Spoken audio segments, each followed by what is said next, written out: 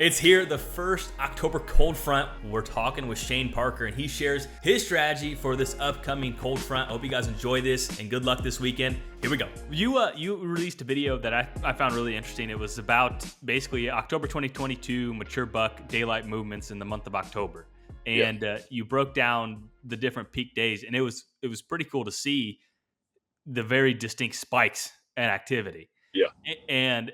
And you can correct me if I'm wrong, but it seemed like some of those for the first half of October, it looked like most of the activity was right before the front and not right after the front. Did I look at that chart right? Yeah. That day, the day of the front passing, that's a big spike day. Just because you're usually getting that really strong wind shift, that comes in before those fronts. And that, for some reason down here, and I don't know if it would be the same anywhere else, but we get like the day of like we got a northwest frontal passage, which that's the way they usually come in from the northwest. We get a lot of really strong south, like here we're supposed to have east southeast all week. Yep. East northeast, east southeast, and then the day of it's supposed to switch out of southwest just before that front. And that's just the wind. As that front comes along, it pushes that wind. This is what I've learned meteorologically. Uh-huh. It just sucks that wind up in front of it from out of the southwest. That's when we're getting those winds. But that really kicked off a lot of movement. Was that pre frontal passage of the winds, and then it wasn't. The movement was really intense for those couple days after the frontal movement, and it died off really quick because it's usually a switching back of the wind. Once you get into November, what I've noticed is that tends to last a little longer, that intense period of movement, because those frontal passages seem to maintain that northerly wind flow for a little longer, and it keeps things a little cooler for a little bit longer of a period. But man, those early season cold fronts are just money. Yeah. And we have one coming up here this week. Yeah. And so this is going to go live tomorrow, but let's talk about your strategy for this cold front, because I'm sure a lot of guys are going to listen to this, and maybe they'll get some insight on how they should proceed with this next cold front. The first cold front of October is something we've been waiting for a really long time. Yeah. So what's your strategy? What are some advice, and what are some of the setups you'll be spending time in? Well, right now, I mean, man, I'm looking at that Friday. Like, I'm definitely planning on being in the woods that Friday afternoon, because I think that it's supposed to pass here, like Friday at like 2:00. So I'm really planning on that Friday being in the woods, and with the amount of sign that I'm seeing right now, this early rut sign that I didn't really particularly intend on being. I think scrapes are going to go bananas. Yeah. That's usually what I saw last year and the year before, is that first cold front just got them up on their feet and got them to making. And once we get the younger bucks, this is what I was talking to another couple of guys up here hunting.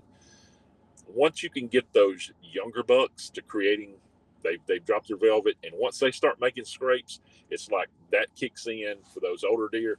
I got a little competition now, and this cold front has got me feeling good. Yeah. It's taking some pressure off of me. I'm not dealing with the heat, man. I'm going to lay down some sign. And that's not what they're thinking, but physiologically, that's what they're doing. That's where they should be. Yeah. So I'm looking for those areas this weekend that are going to light up with those scrapes. And I may not be even looking at where scrapes have already been put, but I'm looking at areas like similar to that will start popping up. So I have a lot of historical, like things in the back of my mind that I'm putting in those thermal hubs that are kind of tucked away, hidden somewhere.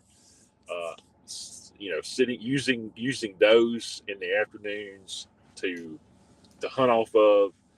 Man, that's I'm excited for it. I really am, because it's been money the last few years.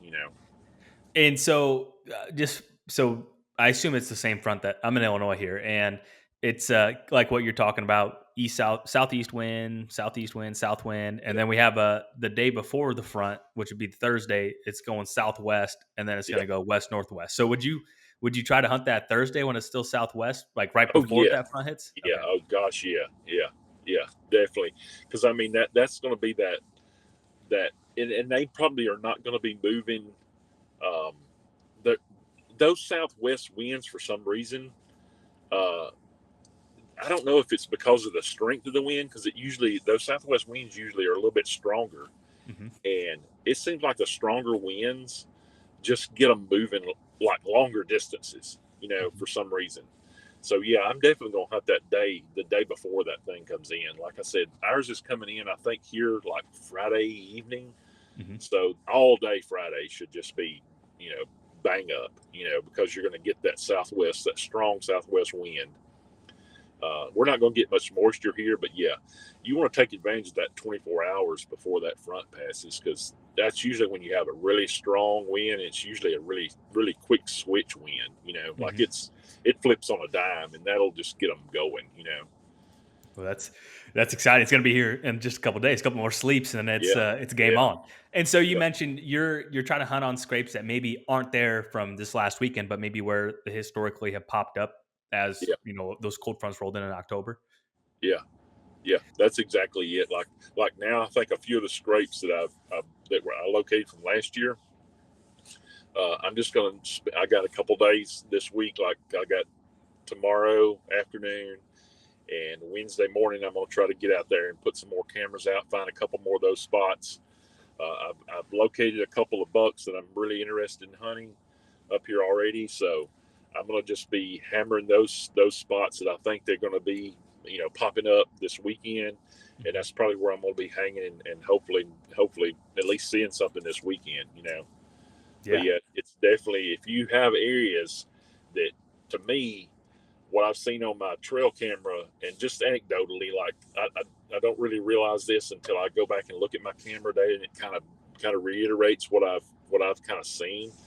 Is if you have areas that, and the buck made, you have a buck, identified, and you have good historical data on him, hunt those areas that those scrapes popped up this time last year, because he's going to be right back there. They're a creature of habit, and unless something's happened to him, that's where I'm going to bank on. So if you have good historical data on the buck you're after, right now is the time to get on those scrapes. And I'm not a big scrape hunter, but when it comes this time of year and you get those initial cold fronts, that's what they're laying down, and that's something you can definitely bank on.